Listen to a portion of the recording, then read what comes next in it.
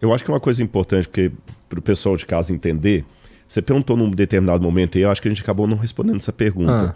Tanto do lado islâmico quanto do lado judaico, como é que funcionam essas linhas, que como ele bem colocou, não são castas, mas são linhas.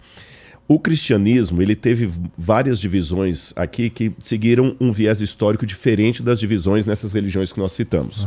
Porque aqui você tem a Igreja Católica, antes dela você tinha cátaros, albingenses, valdenses que romperam com a Igreja, e a partir de 1517, com Martinho Lutero, você teve a Reforma Protestante, e depois outras ramificações. Aí o Calvino fez o calvinismo, John Wesley fez a Igreja Metodista, o Henrique VIII fez a Igreja Anglicana.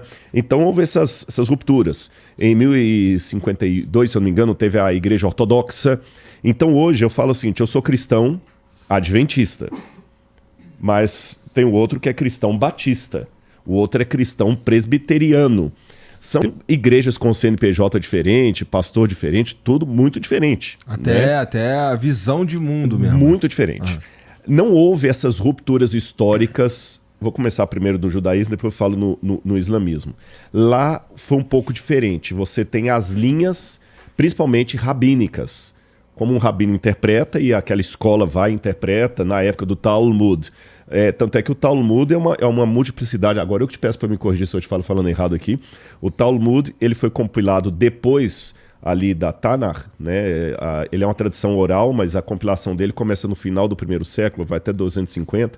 Você tem um Talmud de Jerusalém, o outro babilônico, e lá você tem muito assim, o rabino fulano diz isso, aí o rabino Beltrano responde, e às vezes há ideias contraditórias, por exemplo, um rabino dizendo que o pai que ensina a Torá para sua filha está colocando no caminho da prostituição. O outro dizendo, não, é obrigação do pai ensinar a Torá para a filha porque ela que vai ensinar para os netos, e assim por diante. Você tem uma opinião, no Talmud também, desculpa, eu já te devolvo a palavra, que um não-judeu não pode estudar a Torá.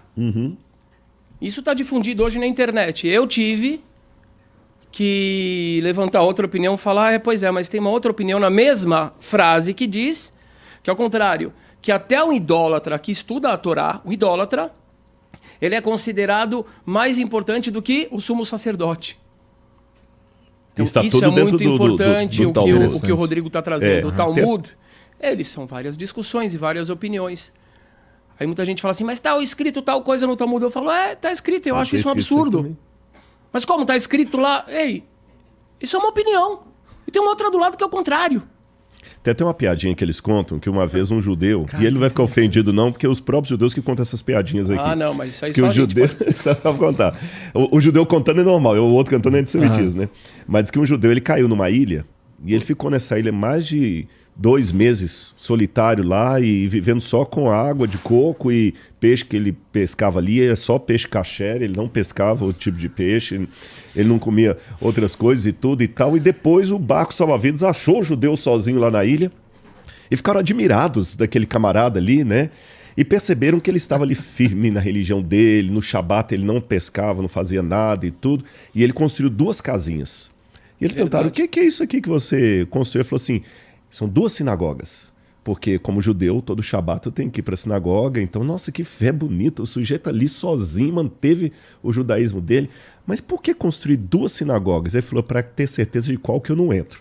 Então, quer dizer, tem essas piadas aí que o pessoal fala, então houve essa multiplicidade, só que são todos judeus. Aliás, até uma coisa que a gente ouviu há pouco agora de um judeu, ele falou o seguinte, olha, se tem uma coisa, eu mesmo era um judeu, alguém falou que a gente encontrou agora, eu era um judeu que eu não ligava muito até essas questões sionistas e tudo mais, mas quando teve isso agora, rapaz, eu não vou para lá defender Israel porque eu vou morrer no primeiro dia, mas se eu pudesse, não fosse minhas filhas, eu iria.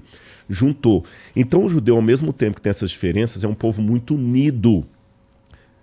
É por isso que foi fácil para Hitler dizimá-los, porque saber onde eles não estavam espalhados, não, eles estavam nos bairros judeus. Igual aqui, você vê, a maior parte dos judeus mora em Higienópolis, você tem lá Bethesda, perto de Nova York, você tem os lugares, judeu ajuda, às vezes, judeu, essa coisa toda, eles são muito unidos. Não só.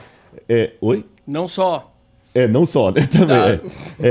Agora, dentro do Islã, também teve essas diferenças, mais semelhante às diferenças judaicas do que as diferenças cristãs. Tá. O muçulmano também, você vai ter um muçulmano que acha que a mulher tem que usar o véu, outro que não acha que não deve usar o véu. Tem o mais radical que quer aplicar a lei da Sharia, que é obrigar o islamismo extremista. Aí você tem vários países. No Egito a mulher não é obrigada a usar véu, mas no Irã eu fui lá, até quem estava com a gente tinha que usar véu. Então tem essas diferenças. Agora tem uma diferença crucial entre as linhas judaicas e as linhas muçulmanas. Que a despeito do que eu coloquei aqui, você dificilmente, se houver algum caso, até vão me surpreender, eu desconheço, que um judeu vai botar uma bomba na sinagoga de uma linha diferente. Vou dar um exemplo assim de diferença mais radical no judaísmo. As chamadas sinagogas progressistas e as reformadas. Reformistas é a outra. A reformista, dependendo da linha dela, ela pode aceitar mulher como rabina, por exemplo. Não só uma isso. coisa. Vai ter casamento de homem com homem. Que a outra não aceita. A rabina vai fazer o casamento de homem com homem, por exemplo. Existe isso? Entendi.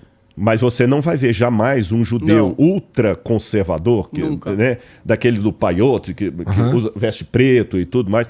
Você nunca vai ver um judeu daquele implantando uma bomba. Não tem nem suposição, nem violência física. Agora, na mesquita X, você pode ver um sujeito colocando uma bomba lá porque ele é da linha Y.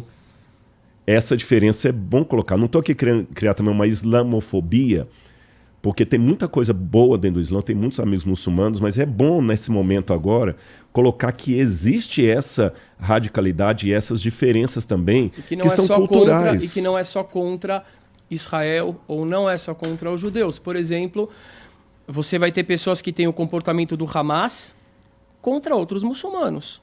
Por exemplo, a gente viu foi o Estado Islâmico, né? Eles matavam e eles faziam tudo aquilo com outros muçulmanos.